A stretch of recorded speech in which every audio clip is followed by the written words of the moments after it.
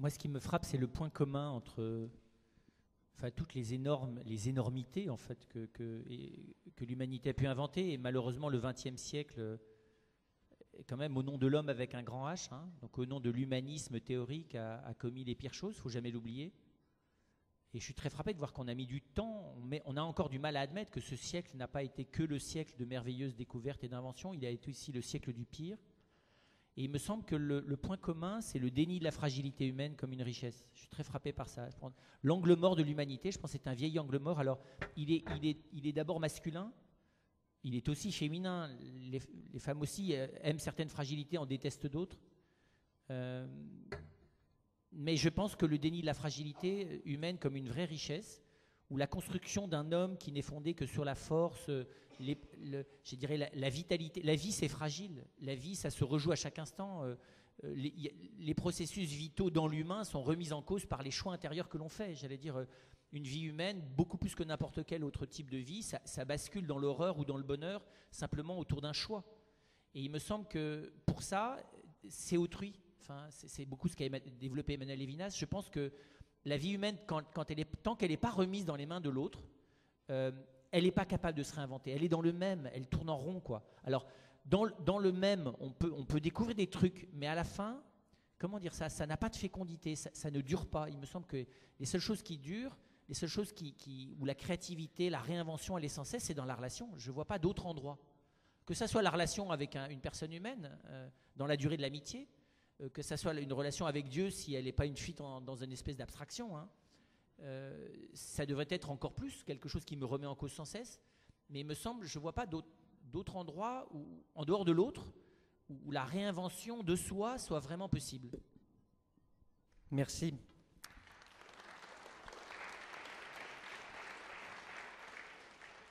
Je vais faire tourner un petit peu le micro. Vous allez partager le micro, les étudiants. Ils partagent.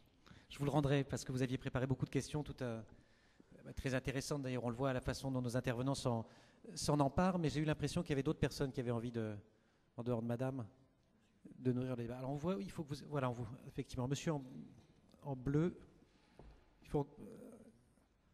peut-être qu'il faut que vous releviez la main une nouvelle fois pour que mademoiselle vous voie. Voilà. Je suis désolé, on ne vous voit pas excessivement bien parce qu'on a les projecteurs dans les yeux. Bonsoir, monsieur. Bonsoir, monsieur. D'abord, je voudrais dire que merci pour tous les commentaires.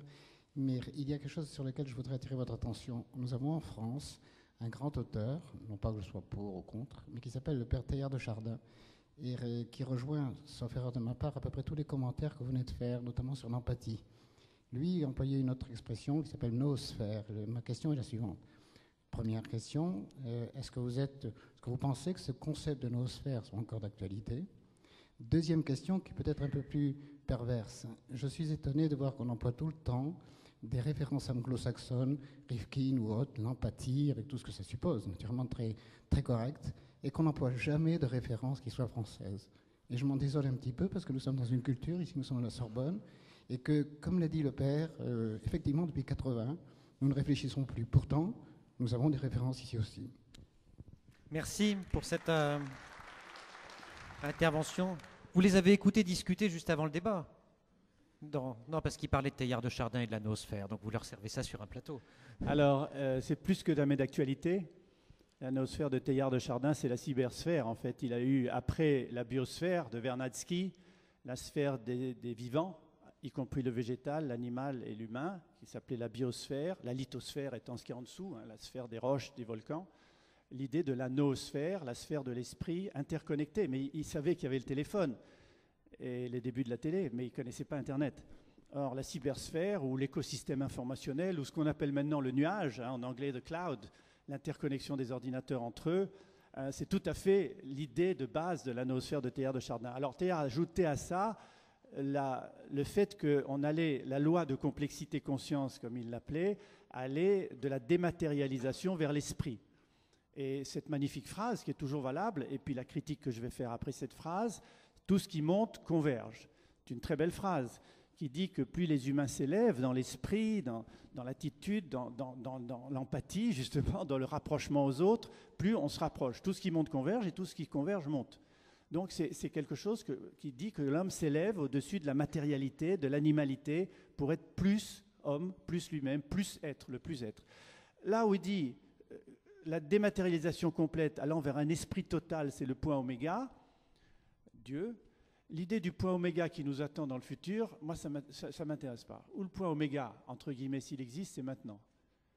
L'éternité est dans la densité de l'instant, pour moi. Ça, c'est védique. L'éternité est dans la densité de l'instant. Je ne sais pas ce qu'en pense le père. On va lui demander. Mais Teilhard de Chardin, avec son point oméga finaliste, le monde sait où il va parce qu'il y a un point final qui est Dieu, le point oméga, qui construit le monde de manière finaliste. Un scientifique comme moi ne peut pas l'accepter. Mais les schémas sont très, très beaux et très intéressants et il faut quand même les décrypter pour aller voir les faits derrière l'intuition du père Teilhard. Allez, frère Samuel, et peut-être avec quelques références françaises, puisque monsieur soulignait que nous étions en Sorbonne et qu'on allait chercher... Et je pense qu'il y a quelque chose de juste dans ce que dit Teilhard. Hein. Les enjeux cognitifs, aujourd'hui, sont des enjeux clés. En même temps, le problème, c'est qu'il ne faudrait pas que la noosphère soit que cybernétique et que nous, les humains, on soit dans le zéro. C'est-à-dire que... Parce que tout le monde sait que la communication n'a jamais développé nécessaire. Enfin, il n'y a pas de connexion, de lien de nécessité entre la communication et l'intelligence, pas plus qu'il y en a entre l'information et la connaissance. Tout le monde sait qu'un surinformé est souvent un sous-développé de l'intelligence, et qu'un surconnecté est quelqu'un qui n'a plus d'intériorité, soyons clairs. Hein. Enfin, c'est vrai, je veux dire, à vivre dans l'extériorité permanente de la communication, vous n'avez plus de temps d'être vous-même. Et c'est pour ça que je dirais que le petit point, à mon avis, aveugle de la pensée teilhardienne, et là j'en reviendrai à Ricoeur, mais plus profondément à Camus ou à Lévinas, qui était quand même en partie français, c'est que je ne crois pas qu'il y ait de développement ultime de l'esprit si on ne passe pas par le corps. C'est pour ça que je reparle de la chair. Et je ne crois pas d'ailleurs qu'on aille véritablement dans le fond de l'esprit tant qu'on ne descend pas dans le corps, y compris dans le corps là où il est fragile, là où il est blessé. C'est pour ça que pour moi, il n'y a pas d'un côté la compassion à l'égard des pauvres du haut de notre richesse ou la réorganisation sociale de la justice qui va faire qu'on va faire une planète heureuse de gens qui ne souffrent pas. Ce n'est pas vrai. Le problème, c'est que quand l'intelligence elle est face à la question du mal, face à la question de la souffrance, face à la question de là où elle ne sait plus quoi faire, là, il se passe quelque chose du point de vue de l'intelligence. Là, il se passe quelque chose du point de vue du nous. Et donc, c'est vrai que, de nouveau, c'est vrai que j'ai beaucoup de mal avec la religion qui nous fait fuir le réel, qui nous fait fuir le temps. Par contre, j'ai du mal aussi avec une pensée qui nous ferait croire qu'à un moment donné, on va économiser le passage par les endroits cruciaux au sens de la croix d'existence, c'est-à-dire de la souffrance, de la rupture, de l'échec. Et donc c'est vrai que moi je pense personnellement qu'il y a quelque chose de l'accomplissement de l'esprit qui se joue dans le don de nous-mêmes, y compris dans des toutes petites choses, là où il s'agit de la compassion, là où il s'agit du lien entre la fragilité du cœur et la fragilité du corps. Il se passe pour moi, dans les lieux où les gens meurent, beaucoup plus de choses urgentes pour la noosphère que dans beaucoup de laboratoires scientifiques, même si les laboratoires scientifiques sont capitaux. Mais je pense que les laboratoires scientifiques sont capitaux pour fabriquer des moyens, mais que le rapport à la finalité profonde, il se joue dans les failles intérieures. Et ça, c'est pas commode. Se réinventer dans la faille, c'est pas facile à dire. Hein, je veux dire, voilà. Et je pense que, pour parler tout à l'heure du dogme, hein, quand le dogme commence à me faire fuir dans la pensée avec des idées toutes faites pour me faire éviter la rencontre avec le Christ, y compris dans la fragilité maximum, parce que c'est quand même ça le discours de Dieu à la fin dans l'Évangile, là où il a voulu nous faire savoir les choses, c'était pas franchement dans la brillance, hein, c'était dans les trous dans les mains et un trou dans le côté. Et je pense que la difficulté du dogme, c'est quand c'est cette espèce de drogue pour fuir le réel. Alors moi, à l'origine, hein, je pense que le dogme, c'était ce que j'appelle moi l'équivalent d'un plongeoir, si vous voulez. Pour pouvoir pas rater la piscine, il faut avoir un plongeoir. Mais c'est pas parce que quand on est le plongeoir, on n'est pas dans la piscine. Et donc il y a des gens qui confondent le doigt, vous voyez, et la lune, et d'autres qui confondent le plongeoir et la piscine. Donc ils sont accrochés au plongeoir en disant « moi j'ai atteint la piscine ». C'est bon de définir un dogme parce que c'est une manière de viser dans l'endroit du mystère. Mais ça, c'est que le commencement des choses. Après ça, il faut faire le saut de l'ange, et puis il faut arriver en bas, et là il se passe tout autre chose que ce qu'on voyait du haut du plongeoir.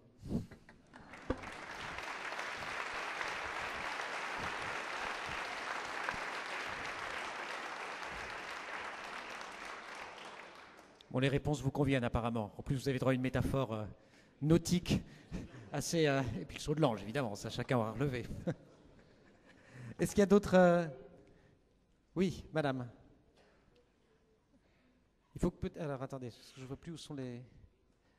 Alors, madame est à droite. Il faut que vous traversiez voici le tour de l'amphi. Ah, oh là là, elles sont formidables.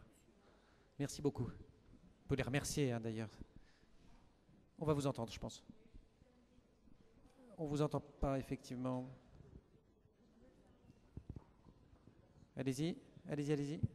Ça Oui, fonctionne, va. ça fonctionne. Oui, alors il y a une nouveauté quand même que je vous signale, messieurs.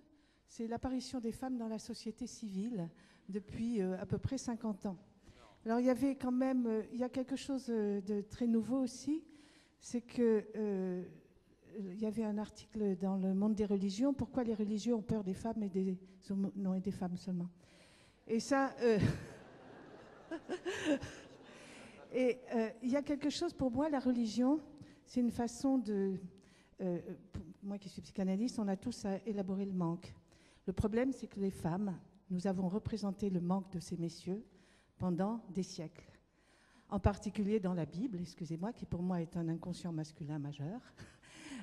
Par exemple, l'homme est fait à l'image de Dieu et la femme à partir d'une côte. Bon, ben, vous descendez de 40 cm et vous voyez que la femme représente la castration imaginaire masculine non symbolisée.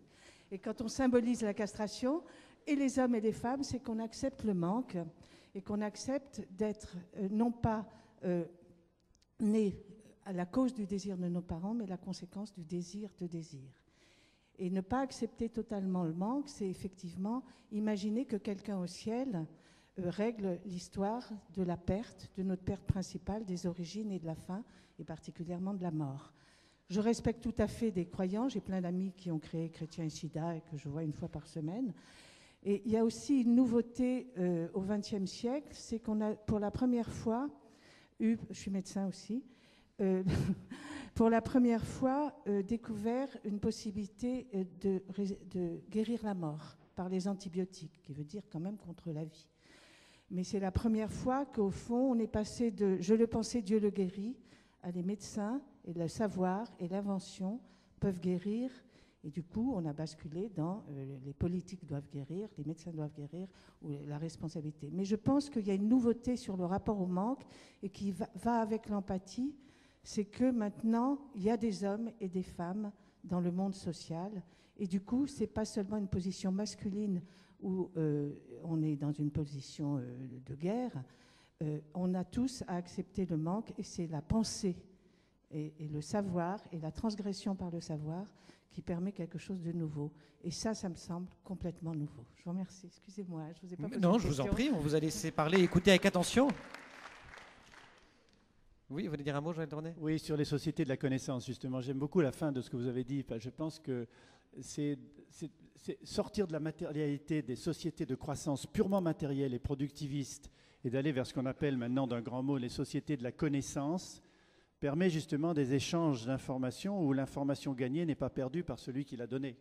Alors que dans la théorie des jeux de l'énergie, et si je vous donne un bidon d'essence, je ne l'ai plus, vous l'avez, vous pouvez faire marcher une voiture avec, mais je ne l'ai plus. Donc les sociétés de la connaissance sont des sociétés autocatalysées, c'est-à-dire dont la connaissance et l'intensité de ce qui est stocké et partagé s'accroît au fur et à mesure des échanges. Donc ça, c'est un des éléments importants du futur. En parlant de ça, je reviens sur les jeunes une seconde si vous le permettez, c'est qu'on a fait des sondages à la Cité des Sciences et à l'échelle européenne sur 22 pays européens. C'est stupéfiant de voir à quel point les jeunes Français sont sceptiques et craintifs sur l'avenir. Je dis les jeunes Français. On est les plus bas de toute l'échelle quand on leur pose des questions sur Internet, les OGM, les nanotechnologies, les cellules embryonnaires, telle nouveauté, telle... Non, c'est dangereux, non, c'est mauvais, non, ce sera pire que pour nos parents, le monde va être pire qu'avant. Les plus positifs, constructifs sur l'avenir, c'est les Danois, ce sont les Hollandais, ce sont les pays plus nordiques. Et de manière très étonnante, les Latins, les Portugais, les Espagnols, les Italiens sont plus positifs que les jeunes Français sur l'avenir. Alors, nous, on s'est beaucoup préoccupés sur ça à la Cité des Sciences et Univers Sciences. La démotivation des jeunes pour les métiers scientifiques, les métiers d'ingénierie, et la capacité, puisqu'on est au cœur de notre sujet, d'inventer leur avenir, de réinventer leur avenir, de l'inventer ensemble. C'est pourquoi on se consacre à d'abord leur faire comprendre, c'est un de nos grands sujets, comprendre, ensuite vouloir, ensuite aimer, et ensuite construire. Comprendre, parce que si on ne comprend pas la complexité du monde moderne, je disais tout à l'heure pour l'éducation, on n'a pas envie d'y aller.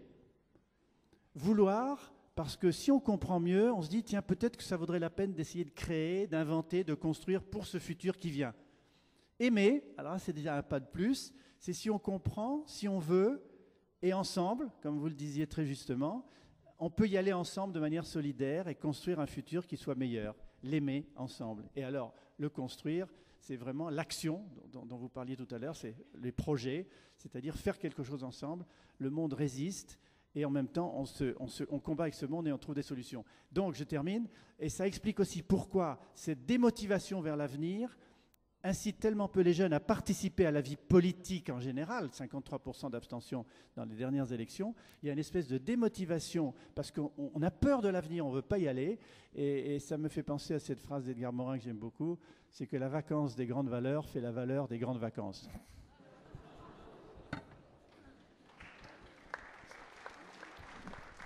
On oublie tout et on se démobilise. Martin Hirsch. Cette enquête à la laquelle faisait allusion Joël de Ronet sur le fait qu'effectivement dans tous les baromètres, on s'aperçoit que la jeunesse de France est la plus pessimiste et a moins confiance dans l'avenir, dans la société, dans la capacité d'avoir au moins le même sort que leurs parents. Mais il faut le compléter par la symétrique. C'est-à-dire que quand on interroge ceux qui ne sont plus jeunes, c'est celles et ceux qui ont aussi l'image la plus négative de la jeunesse. Et donc il faut se demander ce que ça traduit. À mes yeux, ça traduit une préservation des acquis, un conservatisme, une société qui, effectivement, essaye de retarder le moment où elle doit partager sa place avec certains. Et on a un paradoxe qui est assez intéressant dans notre société, c'est qu'on a donc une jeunesse très négative, très inquiète, etc., jusqu'à 25 ans. Et ensuite, on a juste après 25 ans, on est encore un peu jeune, on a la fécondité la plus forte. C'est-à-dire donc la foi en l'avenir la plus importante de toute l'Europe. Donc il y a vraiment un problème particulier, un problème d'une organisation de la société que moi je compare, en petit scientifique, à la centrifugeuse dans les laboratoires. Pour mettre les différentes choses dans les éprouvettes ou pour trier l'ADN des protéines, on fait tourner les éprouvettes très très vite jusqu'à ce que le plus lourd parte vers le fond du tube et le plus léger surnage. Eh bien, notre société tourne comme une centrifugeuse, c'est-à-dire qu'elle écarte vers le bord toutes celles et tous ceux qui sont un peu trop jeunes, un peu pas assez diplômés, un peu trop lents, un peu pas assez complètement dans les normes de productivité, etc. Et on a une société, et là, il y a quelque chose à réinventer. Il y a à inventer le moteur à inverser la centrifugeuse. Parce que cette centrifugeuse est complètement néfaste. C'est une théorie à laquelle je tiens bien, parce que ça fait longtemps que je l'ai, et elle est pas mal éprouvée par le temps et par les différentes expériences. Et donc toutes celles et tous ceux qui sont un petit peu en dessous de la barre d'exigence de la société, que la société a montée assez haut et à son image, sont renvoyés vers la périphérie. Alors comme il y a un peu d'empathie, une fois qu'on les a foutus dans les confins, on va les aider. On va leur donner une aide, on va leur donner une prestation, on va leur organiser des trucs en ton, des télétons, des ceci, etc., pour pouvoir quand même les aider à un moment donné. Mais un marathon aujourd'hui, effectivement, il fallait prendre... Mais... c'est Emmanuel Davidenkov qui fait cette plaisanterie alors que j'étais si sérieux. Non, c'est pas grave, je vais assumer, mais c'était pas moi. Bah. Il est mutin, il n'a pas l'air comme ça. Il prépare sa réponse sur les hommes et les femmes. Voilà. Et donc, on a un système qui court derrière la centrifugeuse. Hein, alors, il n'y a jamais suffisamment d'aide sociale, de prestations sociales, etc., pour aller soutenir celles et ceux qui ont écarté. Et donc la société que vous devez réinventer, vous les générations là, jeunes et vieilles qui sont dans cet amphithéâtre, c'est effectivement une société dans laquelle au contraire on réintègre. C'est-à-dire que réintégrer, c'est pas des mots. Ça veut dire par exemple que pour quelqu'un qui a un niveau de productivité faible, on ne se contente pas de le mettre dehors, on ne se contente pas de lui dire de s'adapter, on ne se contente pas de lui dire de se former. On se pose la question de savoir comment est-ce qu'on peut adapter un peu le rythme à cela, plutôt qu'en l'ayant mis complètement hors sujet, ne plus pouvoir l'intégrer. J'avais une discussion avec le précédent patron de la SNCF. La SNCF, 200 000 agents, je crois, sur toute la France. Et il avait signé un accord pour intégrer 500 personnes en insertion dans la SNCF. Et il avait toute la bonne volonté pour le faire, mais il disait, la SNCF ne sait plus intégrer 500 personnes en insertion parmi les 200 000, parce qu'elle s'est mise dans une organisation de travail, un rythme de travail qui ne sait plus, une organisation aussi gigantesque que cela, ne sait plus intégrer 500 personnes en contrat d'insertion. Quand on en est là, ça veut dire qu'effectivement, on a beaucoup de choses à devoir réinventer.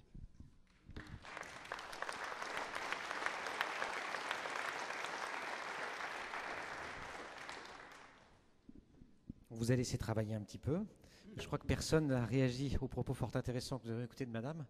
Oui, qui sur, vous étaient sur en l'homme et la partie- femme. qui vous étaient en partie destinés. Oui, je pense que sur l'homme et la femme, c'est vrai que la grande nouveauté, c'est la réintégration ou l'apparition dans l'espace social à parité de la femme. Ceci dit, l'histoire ne s'arrête pas là. Ça, c'était il y a 30 ans. Aujourd'hui, c'est plus complexe que ça, parce que pour moi, il y a une deuxième évolution. C'est qu'après avoir, à juste titre d'ailleurs, démoli les idées toutes faites sur la femme, qui sont d'ailleurs des idées plutôt à partir du XVIIe, parce que je dirais la réduction de la femme à une espèce de rôle débile, c'est plutôt la petite bourgeoisie post-XVIIe siècle. À ce que je sache, dans l'Antiquité, la valeur féminine, surtout dans le bassin méditerranéen, mais même dans l'Antiquité médiévale, je veux dire au Moyen-Âge, il y a une espèce de présence de la femme extrêmement forte. Et la pensée n'est pas pensée que par des femmes au Moyen-Âge, que par des hommes, pardon, elle est pensée aussi par des femmes. Si vous en faites des comme ça devant une psychanalyse, vous êtes mal J'ai parti pas- quand même. J'ai aucun problème avec. Excusez-moi. J'ai définitivement laissé tomber ma tentative de réduction de névrose. Et dans ma communauté, je me soigne puisque j'ai des sœurs qui sont un soutien merveilleux et qui ne comblent et qui ne voilà.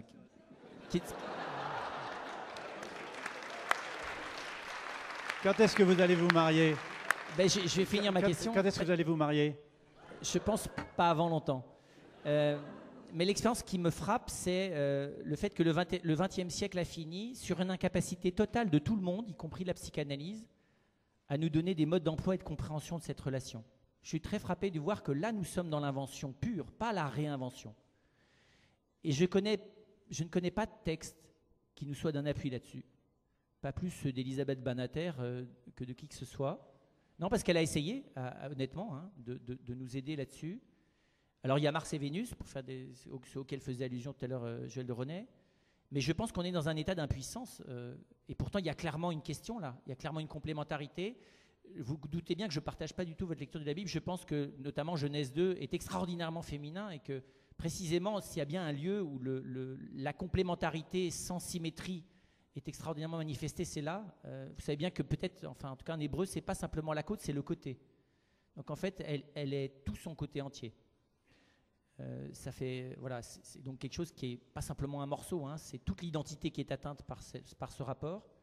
Ça me semble intéressant qu'on soit en ce début, d'autant plus que je pense que la grande crise aujourd'hui, elle est dans l'identité masculine. Ça, les jeunes générations pourront vous le dire. Aujourd'hui, s'il y a quelqu'un qui ne sait plus quelle est son identité, c'est l'homme. Et s'il y a quelqu'un d'ailleurs qui ne sait pas non plus quelle est son identité, à l'homme, c'est la femme. Moi, je fais ça depuis maintenant 5-6 ans. Quand vous demandez à un groupe de femmes aujourd'hui, mais au fond, elle est où la différence masculine ? Voilà, vous me direz si vous avez une réponse. Et donc là, il y a une question, et je la trouve extraordinairement passionnante, parce que je pense qu'effectivement, nous ne pouvons plus l'éviter, et nous sommes tous remis à un état de pauvreté au sens positif, d'humilité, j'allais dire, à recommencer au ras du sol. Je pense qu'effectivement, et j'en viens au fait que, à un moment donné, le féminisme a pris une espèce de modèle de type masculin, c'est-à-dire en fait de revendication de la capacité à avoir les mêmes compétences que les hommes. C'est fait. Aujourd'hui, les femmes ont quasiment les mêmes compétences que les hommes. Usain Bolt nous sauve la face, mais oui, je ne souhaite pas une femme d'avoir le même type de corps. Et donc concrètement, du côté de la compétence, c'est indéniable. La question pour moi, c'est que je pense que la complémentarité est à trouver du côté des fragilités. Je ne dirais pas des manques, mais des fragilités. Et que là, cette intelligence de la bienveillance complémentaire, je reviens sur ce que disait tout à l'heure Martin, je pense que là, il y a une vraie question. Est-ce que nous ne pensons la société qu'en termes de synergie des compétences, ou est-ce que nous la comprenons aussi en termes de complémentarité des bienveillances ? Je pense qu'aujourd'hui, un espace social, que ça soit une famille, que ça soit un quartier, que ça soit une entreprise, est obligé d'être dans la compétence parce que le système nous y oblige et qu'il faut prouver qu'on est compétent. Et qu'il faut mettre en marche les compétences et de ces logiques de force et de ces logiques de compétition, elles éliminent les plus faibles. Mais ça, c'est sur le plan de la force. Ensuite, très très souvent, les gens les plus compétents sur le plan des techniques le sont très peu sur le plan relationnel. Et la compétence relationnelle, elle ne se revendique pas, elle s'apprend, elle se réinvente. Ça n'existe pas les spécialistes de la relation. Il Non, il y a des gens qui sont, comment dire ça, qui par expérience ont montré qu'ils étaient moins prétentieux sur ce sujet. C'est ça les vrais compétents de la relation. Et donc il me semble que là, il y a une espèce d'intelligence sociale double. Et je pense qu'on est encore dans la condescendance des forts vers les faibles. Et on ne comprend pas qu'il n'y a pas que de la faiblesse. Encore une fois, il y a des gens dont l'incapacité à entrer dans le système est une extraordinaire originalité qui nous dit quelque chose de la manière dont ce système a quelque chose de pervers. Et donc je pense qu'il y a une espèce de... C'est pas facile de vivre dans ce double registre en permanence et de cultiver comme un jardin cette logique humaine sans laquelle, à la fin, il n'y a qu'une solitude dans laquelle on crève, quoi. On n'est pas très loin de la centrifugeuse de Martin Hirsch, quand même. Juste le mot synergie des compétences et complémentarité des bienveillances. Je trouve que c'est extrêmement fort pour réinventer et construire. C'est très très fort dans la complémentarité homme-femme. Et cette complémentarité des bienveillances, on la retrouve pratiquement dans tous les grands ONG mondiaux dirigés par des femmes. Vous avez pas, je crois que vous avez vu que sur l'éducation, l'environnement, la santé, le lien social, le microcrédit, etc., ce sont des femmes. Alors derrière, est-ce que c'est la complémentarité des bienveillances plutôt que la synergie des compétences? Moi je trouve que là vous avez ouvert une voie extrêmement intéressante. Qui laisse Martin Hirsch un tout petit peu dubitatif. Non, je pensais que c'était des femmes et des hommes aussi. Oui, moi aussi, j'étais en train de là, je passer pensais des à Mohamed Non, mais Younous. les ONG en majorité sont dirigées par des femmes. Dans la majorité, je vous fais les stats. Oui. En majorité, c'est Bon. facile à voir. On devra vérifier, on n'a pas. ONG sur l'éducation, la santé, dit Joël de René, que vous ne devez pas entendre à ce moment-là. Peut-être on va revenir une question à nos étudiants qui ont bien travaillé, et ensuite je vais vous repasser, si vous voulez bien vous manifester pour la personne suivante, s'il y en a, sinon on peut continuer cet échange, ils ont plein de questions. D'accord, alors, question des étudiants, et ensuite au premier balcon, au balcon d'ailleurs, il n'y en a pas 36. Rebonsoir. Rebonsoir, donc ça sera une question de management maintenant. Donc peut-on continuer à gérer des entreprises avec les mêmes logiques issues de la révolution industrielle? Récemment, nous avons vu des PDG de 2 grandes multinationales de l'automobile parler d'économie d'échelle. Est-ce que cette philosophie de gestion n'est-elle pas dépassée? Il y a une structure qui est en train de se dessiner, c'est les entreprises plates. Il y a un livre fameux qui s'appelle The World is Flat, où on casse la hiérarchie traditionnelle. Il n'y aurait pas une pour référence rentrer dans des française, s'il vous sociétés plaît? réseau. Peut-être Le les monde est Français plat. ont écrit là-dessus. Oui, non, mais c'est un Américain qui l'a écrit, mais il y a des bons livres Bon. français aussi. Mais celui-là, il a fait le tour du monde et c'est un énorme non, mais je best-seller. Et donc, les managements doivent s'adapter à cette transversalité, ça c'est sûr. Et le management doit aussi s'adapter à la complexité. En gros, il y a 3 étapes, 3 catégories. Disons que le premier modèle traditionnel qui existe toujours dans beaucoup d'entreprises, c'est un modèle hérité du 19e siècle, géométrique, la pyramide, avec la programmation des tâches, une vision taylorienne, et le management se fait par programmation. Donc on définit des définitions de fonctions, on contrôle ce que font les gens, on les récompense ou on les réprimande. C'est simpliste, mais c'est comme ça. La deuxième étape, elle est arrivée avec les réseaux, et notamment avec l'Internet, et la vision est beaucoup plus biologique que géométrique. Plutôt que de parler de pyramide, d'organigramme, on parle de cellules, de tissus social. C'est l'interdépendance qui compte, et le management la change. C'est plus seulement un management par programmation, c'est un management, on pourrait dire, par pilotage. C'est-à-dire qu'on donne aux gens des objectifs. On leur dit voilà la tâche à atteindre, voilà les ressources humaines, techniques, financières. Prenez le chemin que vous voulez, mais à l'échéance, je souhaite que vous arriviez à cette finalité-là. C'est votre boulot de piloter votre département, votre direction par là.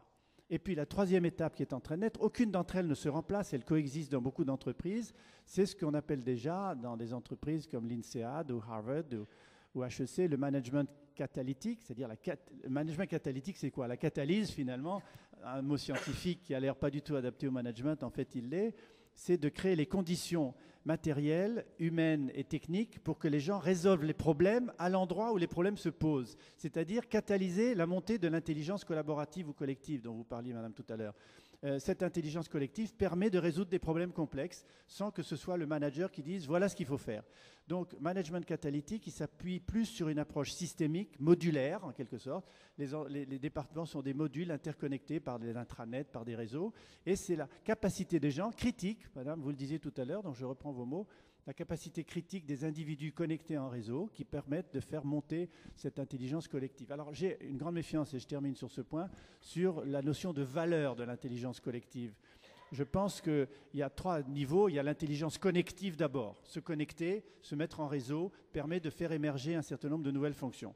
Et puis, il y a l'intelligence collaborative. C'est celle qui existe pour Linux ou Wikipédia, où des gens se mettent ensemble pour participer à une création commune sans véritablement avoir un salaire ou gagner de l'argent. C'est pour la communauté, c'est que leur notoriété soit reconnue, que leurs compétences soient reconnues. Donc ça, c'est l'intelligence collaborative. Et puis, alors, éventuellement, si ces 2 types d'intelligence, connective et collaborative, peuvent bien fonctionner dans des groupes, on peut voir émerger de l'intelligence collective, c'est-à-dire la résolution de problèmes complexes à plusieurs plutôt qu'à une seule personne. Merci Joël de René, frère Samuel, et ensuite Martin Hirsch. Je l'ai mentionné au début sans le dire, mais vous conseillez, enfin vous êtes régulièrement appelé par des organisations patronales, notamment le Centre des jeunes dirigeants, pour venir vous exprimer. Alors est-ce que la complémentarité des bienveillances est soluble dans le management moderne ? Bizarrement, c'est la seule issue. Parce que les